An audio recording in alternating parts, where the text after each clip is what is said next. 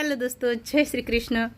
के कृपा एवं चेनलનું નામ છે અને એ ભાઈ એટલી મસ્ત જ વાત કર્યો છે અને આજ મેં એમની વાત સાંભળીને એટલે મને એમ થયું કે બાકી જોરદાર વાત છે એમ.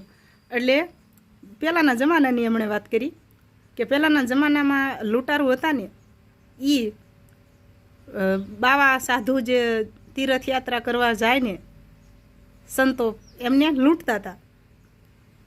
એટલે એ કોઈને બાકી ન મેલે એમ ટૂંકમાં જેટલા સાધુ સંતો જેટલા ન્યા થઈને નીકળે ને એ બધાને બાપ દીકરો બે લૂંટી લેતા. પછી બાવા કેમે ગમે એમ કરીને એ હાથ ન આવે એટલે એને રાજાને એમ થયું કે આને માળાને કાંઈક કરીને પકડવા તો પડશે જ એમ. પછી રાજા અને એમને હારે કોઈક બીજા એ બધા એમ કે સાધુનો વેશ પહેરી અને જ્યાં એવડા બાપ દીકરો લૂંટતા હતા ને એ માર્ગે હાલ્યા ને એટલે ઓલા તો તૈયાર થઈ ગયા. સાધુનો વેશ પહેરી લીધો કોણે? બાવાએ. ઓલા લૂંટારું હતા ને એમણે બે બાપ દીકરાએ સાધુનો વેશ પહેરી અને ભગવાન ધારણ કરી અને વસ્ત્રો ઓઢી લીધા અને અંદર રાખી દીધી તલવાર. પણ ઓલો બાપ જે હતો ને એ હોશિયાર. બાપ દીકરાને કહે છે કે કેદુના સાધુને લૂંટતા આવી નહીં એક ઈજા, ભાગ બેટા ભલિયા આજ આ બાવા બીજા. એટલે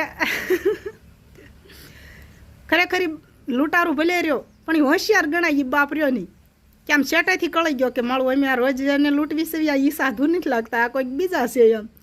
એટલે જો હોશિયાર માણા હોય ને એ ચેતી જાય, એને અગાઉ ખબર પડી જાય કે મારું દીકરું ભાગ ભલિયા બેટા આજ આ બાવા બીજા.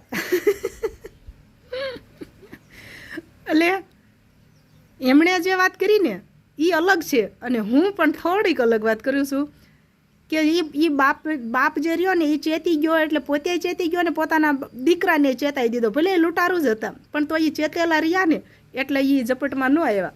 નકર જો રાજાની હડફેટે સડી ગયા હોત ને તો એના હાલ થઈ જાત બીજા. તો ખરેખર એ કે કૃપા બહુ મસ્ત ચેનલ છે અને એ ઉંમર તો ઘણી છે, મારા કાકા જેટલી ઉંમર છે એમની. એટલે મજા આવે એવી ચેનલ છે. જો તમને લોકોને આમ કે એમની વાતો બધી આમ જૂનવાણી જ હોય અને બધી આમ આનંદ આવે એવી જ હોય અને કાંઈક નહીં કાંઈક એમની ચેનલમાંથી જાણવા આપણને મળે, એમના વિડીયોમાંથી. સારું હાલો દે મને થોડુંક તમને જણાવવા જેવું લાગ્યું ને એટલે મેં કહી દીધું કે સાધુ સંતોને લૂંટતા આજ સુધી આવીને એક ઈજા, ભાગ દીકરા ભલિયા આજ આ બાવા બીજા. જય શ્રી કૃષ્ણ. ખુશ રહેજો, કોમેન્ટ કરજો પાછા.